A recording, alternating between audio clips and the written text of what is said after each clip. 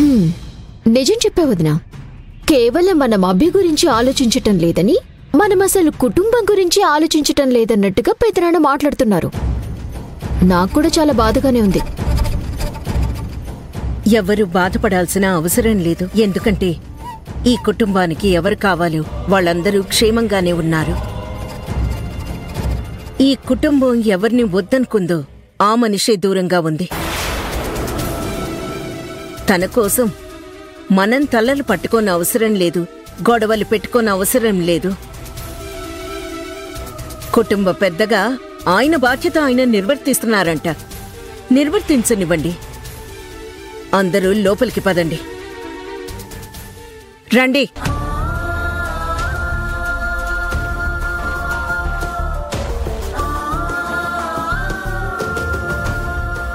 అమ్మా అభి, వాళ్ళు అలాగే అంటారమ్మా. వాళ్ళ గురించి నువ్వేం పట్టించుకోకు. నువ్వు ఒంటరిగా ఉండటం నాకు నచ్చలేదు. అందుకేనమ్మా నీకు తోడుగా ఉండాలనుకుంటున్నాను. నువ్వింకేం ఆలోచించకుండా వెళ్ళి పడుకో. వెళ్ళు.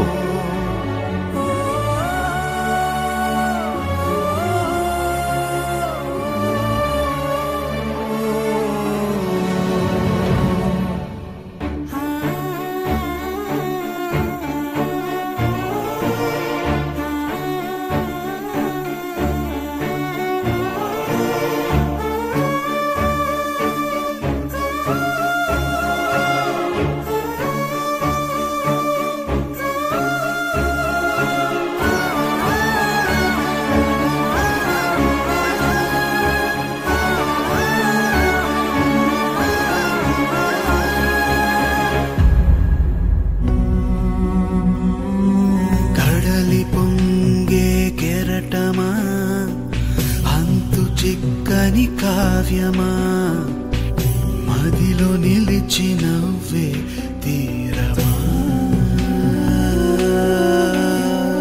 చేతి కందని హృదయమా పసిడి కలల గానమా ఆత్మ చిలుక ఆశల రూపమా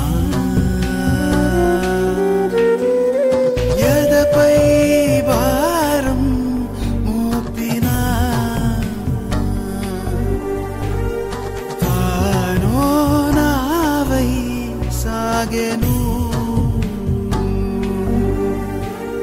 వర్షించు సజల ఆనయనం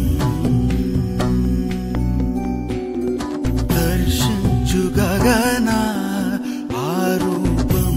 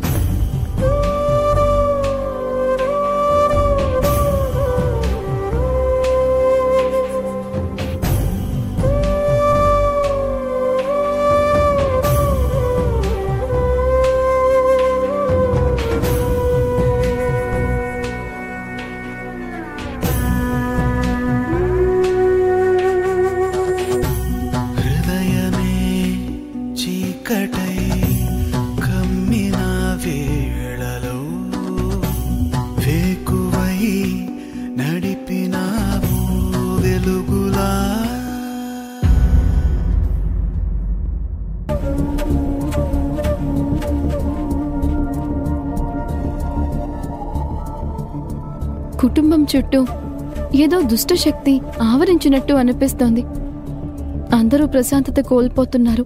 సంతోషం అనే మాటకి దూరం అయిపోతున్నారు. ఈ కుటుంబానికి మళ్ళీ అతి త్వరలోనే మంచి రోజులు వచ్చేలా చూడు తల్లి.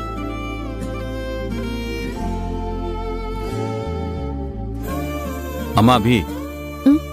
ఏంటి మావయ్య? పంతులు గారు నీతో ఏదో మాట్లాడాలంట. ఒకసారి మాట్లాడు. పంతులు గారు నాతో మాట్లాడాలి అన్నారా? ఎందుకు మావయ్య గారు? ముందు చెప్పేది వినమ్మా. తీసుకో. హలో అమ్మా అభి, నీతో ఒక ముఖ్యమైన విషయం మాట్లాడాలమ్మా. ఏంటి పంతులు గారు? జీవితంలో మనం వెళ్లే దారి ఎప్పుడూ ఒకేలా ఉండదు. ఒక్కొక్కసారి ఎలాంటి ఆటంకాలు లేకుండా సాఫీగా సాగిపోతుంది. మరొకసారి అంతులేనంత అగాధం ఏర్పడుతుంది.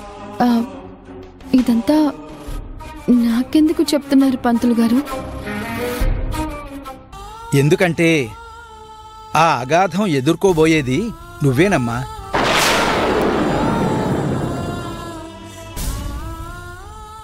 ఈ రోజు నుంచి నీకు కొన్ని చెడ్డ రోజులు ఎదురవబోతున్నాయి. ఆ చెడ్డ రోజుల వల్ల నీ జీవితం ఎలాంటి మలుపులైనా తిరగొచ్చు, ఎలాంటి మార్పులైనా జరగవచ్చు.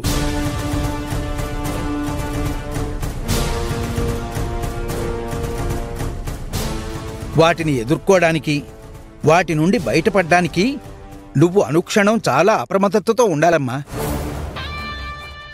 ఏం మాట్లాడుతున్నారు పంతులు గారు? చిత్రగుప్తుడి నోము సమయంలో ఆ పొంగుముడి విడిపోకుండా ఉంటే బావుండేదమ్మా.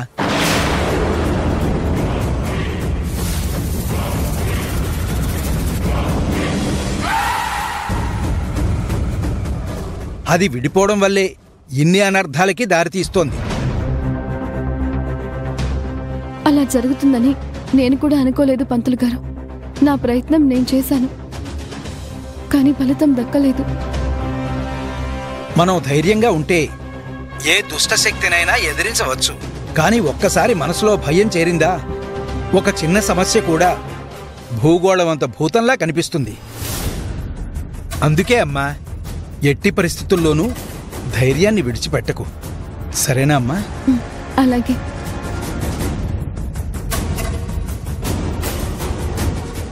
ఏమైందమ్మా? పంతులు గారు ఏమంటున్నారు? ఏం లేదు మావయ్య. అమ్మా అభి, నువ్వు నా ముందు కూడా నిజాలు దాచాలనుకుంటున్నావా? చెప్పమ్మా. ఉన్న సమస్యలు సరిపోలేదన్నట్టు రాబోయే రోజులు కూడా నన్ను భయపెడతాయట. కొత్త కొత్త సమస్యలు నా జీవితంలోకి రాబోతున్నాయట. ఆ సమస్యలు నన్నింకా పరీక్షలకి గురి చేయబోతున్నాయట. అభి, ఏం మాట్లాడుతున్నావమ్మా? అవును మావయ్య, మరిన్ని సమస్యలు నా జీవితంలోకి రాబోతున్నాయని పంతులు గారు చెప్పారు. నోములో వేసిన కొంగుముడి విడిపోవడం వల్ల లేనిపోని అవరోధాలు వస్తాయి అంటున్నారు.